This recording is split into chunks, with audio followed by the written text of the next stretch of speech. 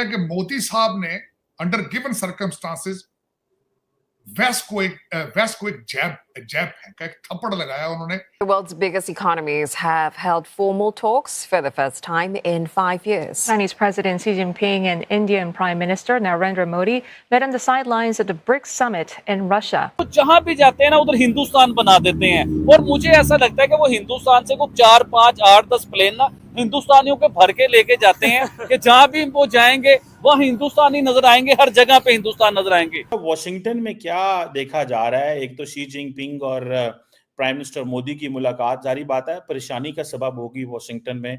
China को इस चीज़ के लिए सबसे पहले पाकिस्तान से पूछना चाहिए था, ताकि आपको भी पता है कि इंडिया और पाकिस्तान की कितनी गहरी दुश्मनी है और कितने गहरे मामलात ख़राब हैं इनके।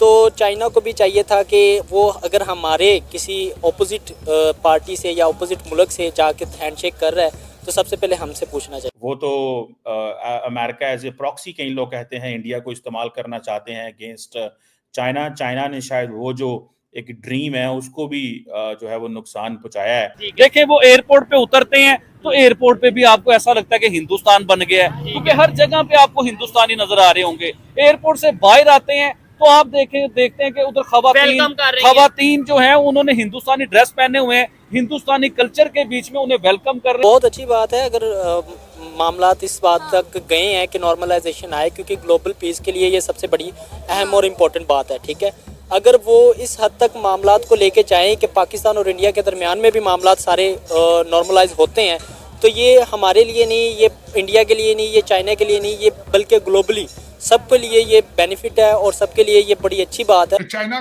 के साथ जो पाकिस्तान का रिलेशनशिप है, जब हमेशा पाकिस्तान ने अपनी जियोपॉलिटिकल लोकेशन को, जब जियोग्राफिक लोकेशन को कैश कराने की कोशिश की है, क्या वो मजीद बढ़ेगी या कम होगी? चाइना जो ना वो एक सुपर पावर है, ठीक है, लेकिन उससे बड़ी सुपर पावर जो है वो अमेरिका है। ठीक है, इस वक्त दोनों का कंपटीशन है और हमें जैसे पता है कि रशिया और यूक्रेन की जंग लगी हुई है। ठीक है, तो उस चीज़ का फ़ायदा उठाते हुए चाइना जो है वो उसके साथ इंडिया के साथ लिंक कर रहा है और रशिया के साथ लिंक कर रहा है अमेरिका को नीचा दिखाने के लिए। मोदी साहब ने अंडर गिवन सर्कमस्टांसेस वेस्ट को एक जैब फेंका, एक थप्पड़ लगाया उन्होंने।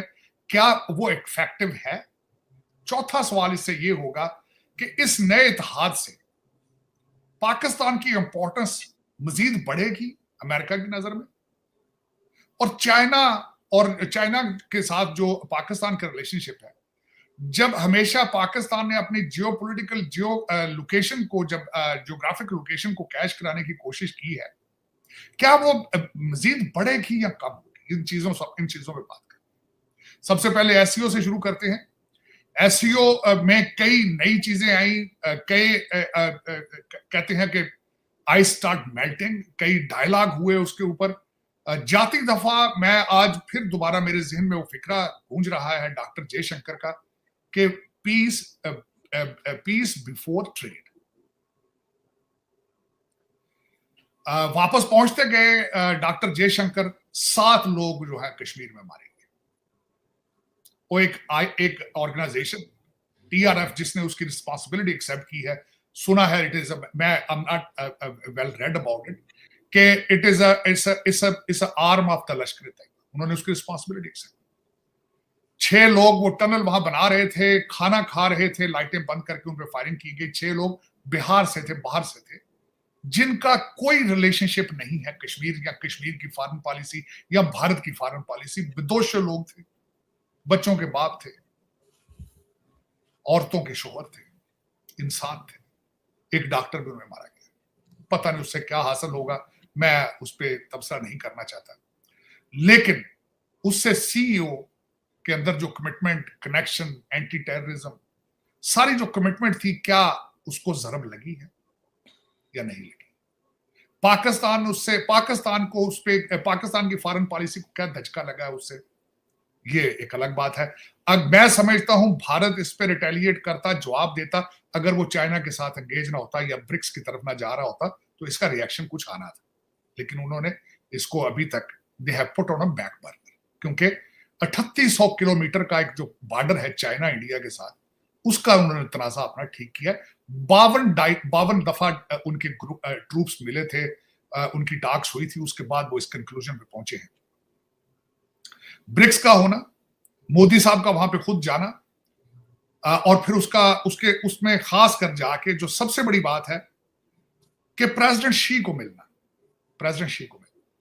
नए वादे होने, ये एक बहुत बड़ा एक सिग्निफिकेंट इवेंट है।